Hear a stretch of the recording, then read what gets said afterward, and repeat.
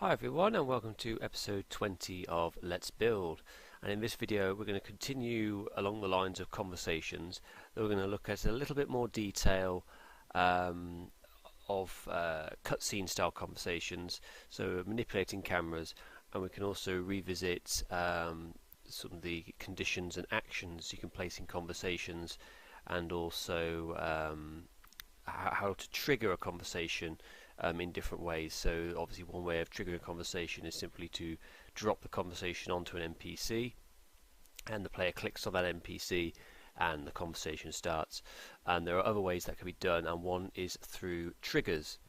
So that is what we're going to look at today, so we'll get straight into it now. It's in this very nice new exterior area I've recently finished working on.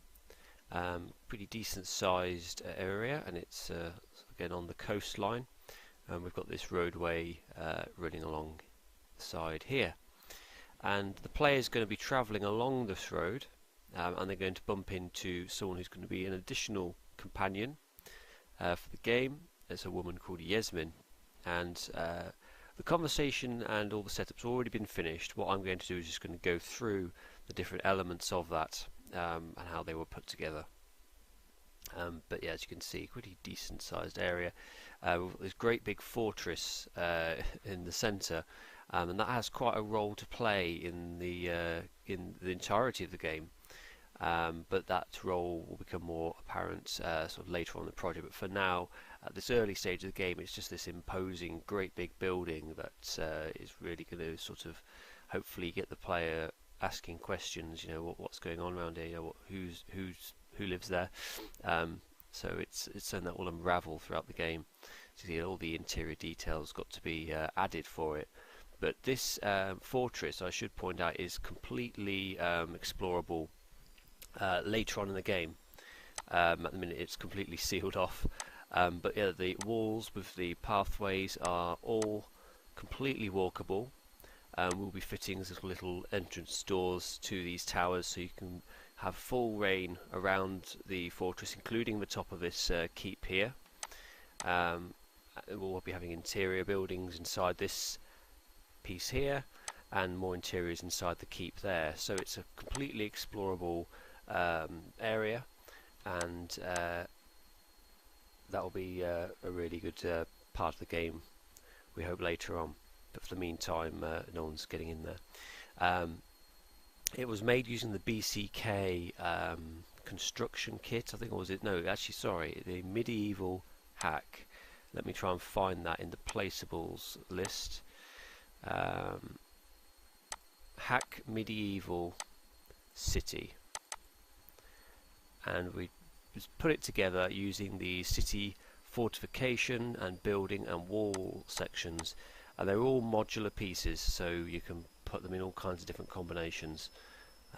So yeah, it was really good fun and quite easy to build.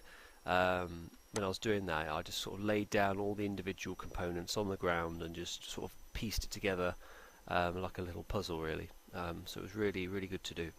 Anyway, let's get on with what we're meant to be doing. It's conversations, and the first thing we'll talk about is how we trigger this conversation, because this conversation is not going to be triggered in the standard way. It's going to be done by the player crossing this trigger that I've painted down, this yellow trigger, and the conversation will fire once that happens.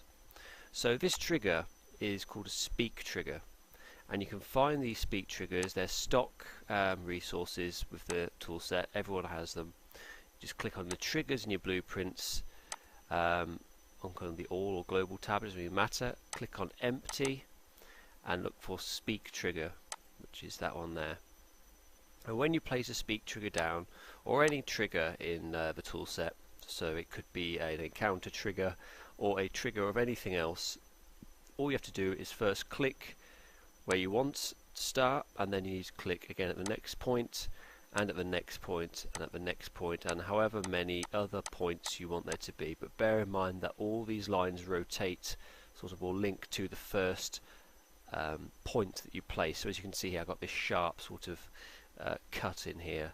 So if you do make a mistake while painting a trigger, go to select objects at the top, right click on your trigger, and now you can either press the delete key to remove it completely, or if you right click with the trigger selected, you can repaint the trigger. The trigger will still show, but all you do is again click your first point down again and put the second one, third, fourth, maybe the fifth, the sixth, the seventh. So I've got like a sort of an L shape if I were to turn that around there. But as I said, I've already placed the trigger, but that's just a brief one on just getting triggers placed down, so I'm going to delete that. So the trigger that I've placed, once you've painted a speak trigger in the desired area that you want, you need to do a few settings on that trigger. Now, speak triggers have in the script panel a generic script that's always set on it called GTR speak node. Now, if you're after something very specific, you may want to edit that script and specify additional conditions, because what this enter script does, if I just open it up briefly just to look at it, you don't need to be a coding expert on this because you can just use it anyway. All the code here says is whoever enters the trigger is the player, or we're assuming that they're the player. If the standard trigger conditions are false, return, which means stop running, don't do anything. So if we don't meet the conditions for this conversation to fire, we don't do anything. Otherwise, do the trigger and bring up the conversation. And there's space here to add your own conditions if you know what you're doing there. So you may want to add an additional one. For example, if the journal entry is not at the right position, then exit, don't do it as well. So there's extra conditions you may want there. And here we have a breakdown of variables that are set on this trigger. Now I'm going to go back to the trigger here, and as you'll see on the script section, we've got variables, and what you can do is you can expand that. There's a little dot dot dot button there, just click on that and it tells us here the variables, and we've got NPC tag, so the tag of the NPC that you want to speak for this conversation, who starts it, the file name of the conversation, very important of course, node, which I'll come back to in a bit, that's to do with where you've got a conversation of many branches in a file, and you want a certain line to appear. I'll come to that in a bit. Run, whether we want the NPC to run to the player to start or stand still, whatever. Talk now, again it's to do with how the conversation starts. Cutscene bars, the black bars at the top and bottom, do we want them or not? Is this a single fire conversation? Does it only ever happen once? Multi-use, I think, is just tied in with that.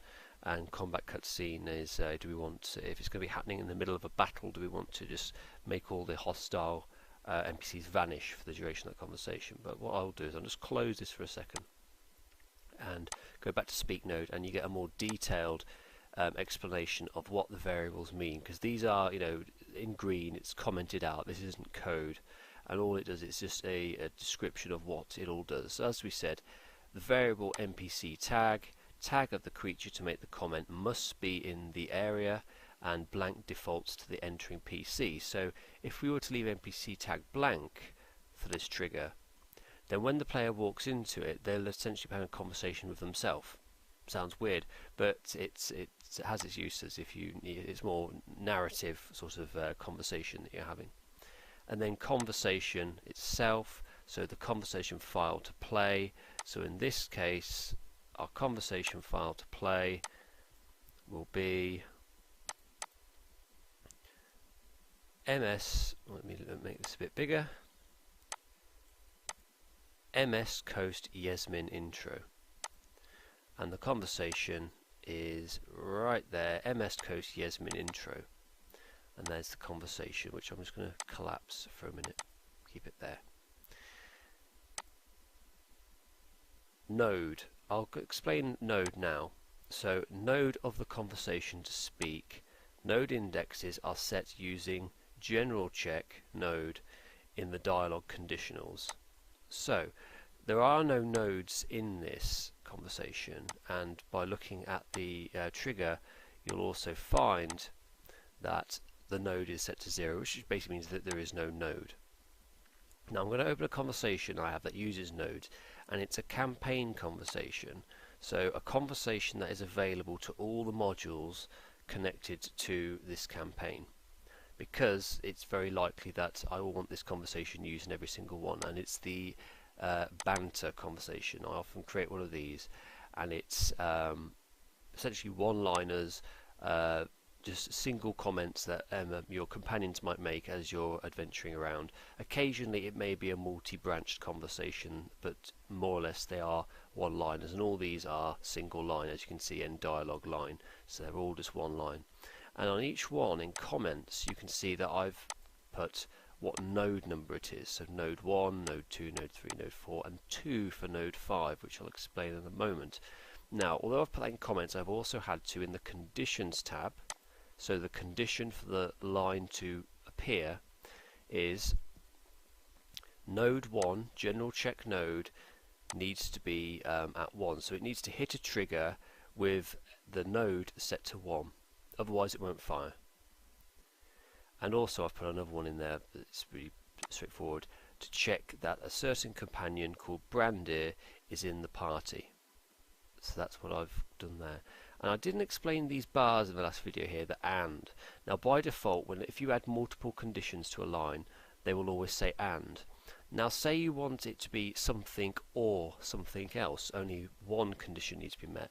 All I do is click on the AND, and now it could be that the trigger needs to specify either ask for node 1, or if someone called Brandir by tag is in the party. So you could do it that way, but generally you want to go with AND. So that's what these are. So node 1, checking for node 2, check for node 3, check for node 4. Now, why have I put two types of node 5 here? Well, at this point, where the player is going to cross a certain trigger that I've put down, they are guaranteed to have, actually they're not guaranteed, they could have either of these companions could be in the party. There is a flexibility to it, it's an unknown. So what I've had to do is account for either companion being in the party, and my preference, because I've put them in an order, is that Brandir is to speak first. So say both companions were going to be in the party, say they're both present. What this will do is both of them say node 5, we're looking for node 5. However, if they're both in the party, because Brandir is the first line of the node 5s, he will get priority. So he would speak the line, and Yasmin would not. So that's something to remember with conversations that I don't think I explained too well in the last video, or probably didn't cover, is that the way the logic works in decisions is it flows down. So another example of that, which I'm going to close banter now, I think we're done with that, in the Yasmin intro, is there is a line where she looks at what race the player is. I'm just going to try and find it. Let's see. It's going on for a little while here. Let's just expand all, I think. Let's speed things up a bit. I'm sure I had one in this. There we go. Right, I found it. So, on this line here, now you might be, you might know that obviously we can have multiple player responses to an NPC, but it's possible for an NPC to have multiple types of response to a player, and that uses the flowing logic that I just explained. Because as you can say, when we go through here, Yasmin can only say one line at a time. She can't say all of these things. These are all on the same line here, but each one is related to the race of the player. So we've got dwarf, we've got elf, we've got hobbit, we've got human, and she can only say one of these. So what we've done is we use conditions where it's general check race PC, and dwarf we're looking for here, and I knew it was dwarf just by looking at the comments down here, and it tells me you just simply write in the string or S race, string race, dwarf, elf, we had halfling, and we have human as well. And all I've done on each line yet is I've specified dwarf, elf, hobbit or halfling, and then human, which I've left blank. Now why have I left it blank? Now the reason for that is, as I said, the flow of logic. As I said, because in our projects we only have these 4 races, there are no other races that we use. It's a simple flow of logic. When we get to this line, the game engine's going to determine, is the player a dwarf? No. Okay, so we're going to go to the next line. Is the player an elf? No. So we're going to go to the next line. Is the player a hobbit or halfling? No. Now, we could ask, are they a human? Now, I could put a check in here to see if they're a human or not. However, because I've already exhausted those possibilities and they're not one of those races, the only answer is that they're a human. So I could have put the script in and it would have worked just as fine to check for a human, but I didn't bother because it's a given. It's a certainty. So if the player is a hobbit, for example, it's the NPC, when they get to this line, there's going to be a check in the background. Are they a dwarf? No. Are they an elf? No. Are they a hobbit? Yes. Speak that line.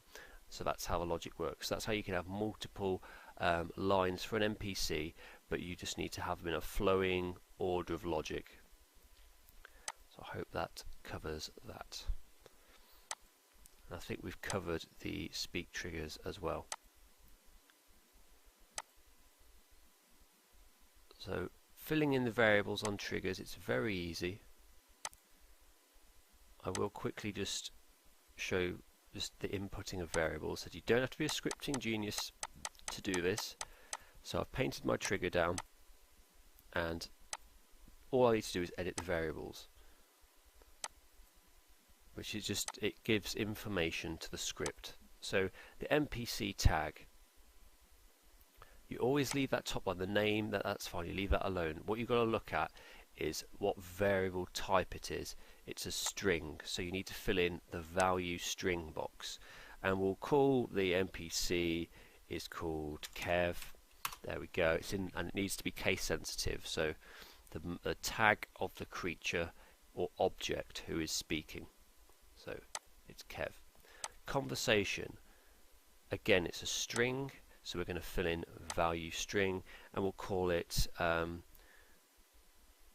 chat underscore Kev. There we go. So we're chatting to Kev in the string. And then node, if we're using a sort of node structured conversation like I showed you earlier, in this case we're going to say we're not, so we'd leave that alone. And now the run option. There are several values for this. You can use -1, which I believe is do not move. You can use 1, which I believe is might be walk, and a 2 might be run. It's one of the two, but you can work this out by just going into speak node open and just looking at, I can never quite remember the numbers here. So for the run, there are several settings. 2 means they will jump to the player, 1 means they will run to the player, 0 means they will walk to the player, and -1 means they will stay still, and they will, by default, talk now will be set to 1, which means they talk immediately regardless of where they are. And my normal selections for this are where are we? -1 and 1. That's exactly what I use. -1 and 1. So let's close that. Back to our little trigger here. So run I would put as -1, and I'd put it in the value int box because the variable type is an integer or int, so it's a value, a number, -1. Talk now is also variable type integer, so in there we would put 1. Cutscene bars. Do we want cutscene bars to appear? If the conversation is a Neverwinter Nights 2 cutscene style conversation, if you're going for the Neverwinter Nights 1 style conversation, which you can set in your conversation properties, then this is not important, that's irrelevant, you don't need to follow that. But let's say it's going to be a cutscene, I want cutscene bars, so I'll put it on that. Having 0 for cutscene bars for an actual cutscene conversation can have its advantages, but you need to be mindful of the level of brightness in the area that you're working on. Now, if it's quite a bright area, you may find the text is hard to read for the conversation. Now, if it's an area that's always going to be in night time, or that is generally of dark lighting, then removing the bars can actually be a benefit, because you'll get much bigger, bolder sort of pictures, so you can get some nice camera shots with that. So you just got to have to see how it works for you. Once only, yes, I only want the conversation to fire once, because I never really I don't really do multiplayer stuff. So if you do multiplayer, you may want it to repeat. Multi-use I always leave alone, and I generally leave that alone as well. I don't really use those. And that's it. So that's a conversation trigger done. And what we'll do now, we'll just have a very quick look through this conversation now, the Yasmin conversation, just for any particular things of interest in here. So we've seen the checks for race, the logic that flows with that. I could show you some camera shots now. So on this line here, the first line, I actually use a static camera. Now, in the node tab of a conversation, so you click your line that you want, and it's the node tab right there. And then camera settings. Click on the to expand, and the mode is a static camera. You have 2 modes. Well, 3, I suppose. There's none, which there's no point. If you want a camera, then yeah, it's two choices. Static camera. Static camera is for specific shots that you want. So you need, so you want a view of a mountain. You can place a camera into the game to look at that position. Now, user defined means it will generally be a dynamically created camera in game, and it will focus and lock in on something you specify. So in a way, static camera means you're directing the camera. User defined means the game is going to direct the camera to some extent, I suppose. One way of looking at it, even though it's a bit misleading, user defined. But so it's a static camera, and the static camera is a tagged camera. So once you've specified static camera, you need to go down to static camera here and put in the tag of the camera that you've placed. That is the camera that will show the view in the game. So Coast Yasmin intro shot 1. We go back to our area here and look for that camera. So I'm going to go to static cameras on my area contents and track it down. Intro shot 1. A double click and it will home in on that camera. There it is. And placing cameras is easy. You go to your blueprints tab, static cameras, double click on empty, and it never has a name, but don't worry about that. Just click on that, and then you can place your camera down wherever you need to. So let's say I'm going to place a camera right here, and then click on your camera and then edit the tag to something meaningful and specific, so that you can reference it. And then once you're happy with its position, you can height lock and position lock it so it doesn't get knocked around. Now, there's an added bonus when manipulating cameras, which I really wish they'd done with placeable objects and other things, and that is that you can create a kind of a roll or a yaw to its position. So like with any placeable, you can move the camera around, you can raise it up and down, but this is the good thing. You can hold down the control key, hold down your right mouse button, and you can move the camera around and get exactly the angle that you want. And yes, you can also, I think if it's you can, oh dear, what happened there? Where'd he go? There it is. So you can do all kinds of little tricks with these.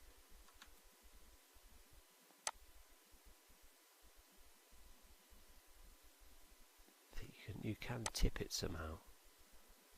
But anyway, it's, as you said, you can get all kinds of pretty little angles of that. And while you're doing that, you can pull out the preview pane, and then you can see exactly what shot you're going to get, which is very helpful. So you get a nice view of whatever it is you want. I can delete the camera by pressing the delete key. So that's always something to remember with the static cameras. So as you can see on this occasion, this camera here that we had in the conversation line is looking at this sort of destroyed wagon here, and then our NPC Yasmin is going to be kneeling down there, sort of looting through this chest. So that's the shot we're getting there. Back to the conversation then, and we'll go down to a line where we're using a user-defined camera. So her next line, or her first speaking line for Yasmin, we have an animation, she's pointing, and the camera is user-defined, so we don't need to be specifying tags or anything like that. It's a dynamically sort of created camera. There's an option on cameras called movement type, and that is whether we want the camera to pan, so sort of to move around, rotate around sort of a certain view. And there's track, which from my experience it seems to be that the camera will center on the speaker, so the speaker being down here online, the tag of the speaker, so Yasmin. So if Yasmin was to be walking along the road, our user-defined camera would center on Yasmin and track her, follow her along her path. So that has a lot of use for certain shots. If we've got a sort of a mobile scene, so to speak, you know, people walking together and talking at the same time, that could certainly be done. And then you also have shot type as well, which is handy with the user defined, is if you want, by default it's always close up, but we can have a shot coming from behind the head, being establishing long, medium, over the shoulder side, etc, etc, etc. Worm's Eye, I believe, is actually looking vertically up, straight up from the ground, as if you were a little worm in a field looking up at whatever's going on. I said a lot of these I don't often use a lot of these. I'm usually quite happy with the standard shots it gives me, and if not, I tend to just use a static camera and get exactly what I want. But have a play with these and just see what happens.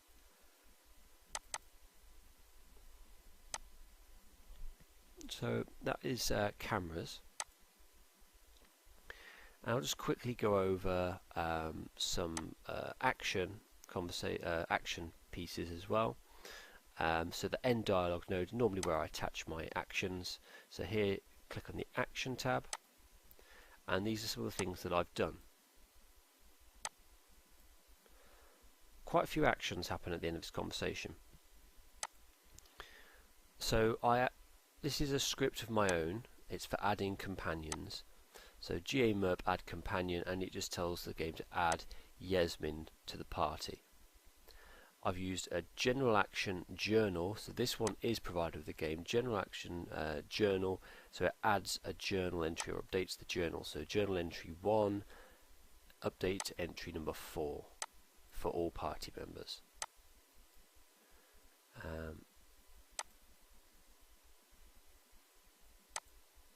This one is a script of my own, and that adds a little message box. I normally provide the player with like a little message box when they get a new companion, which briefly just summarises their role and some of the little things there. A general action give XP script, so we're going to give the player and party members 50 XP for this meeting. And then there are two other scripts I've got here which are changing the use flag of an object, and these are ones that I've created as well. And the use flag, just for out of interest, is with placeable objects. So say this chest down here, just get it from a distance if I can. So this chest, on its properties, it says usable. That's the usable flag, and often a lot of things like this in properties, anything on this side is known as a flag. It's the flag of whatever, so it's plot flag, inventory flag, etc. So usable flag currently set to true, and that means if I get the comments up, mousing over this placeable will highlight it and the player will have the option to perform a use action on it. So with chests, typically they are usable because they flash up, you click on them, character walks up to it, chest opens, you grab the loot. So by default it's set to true.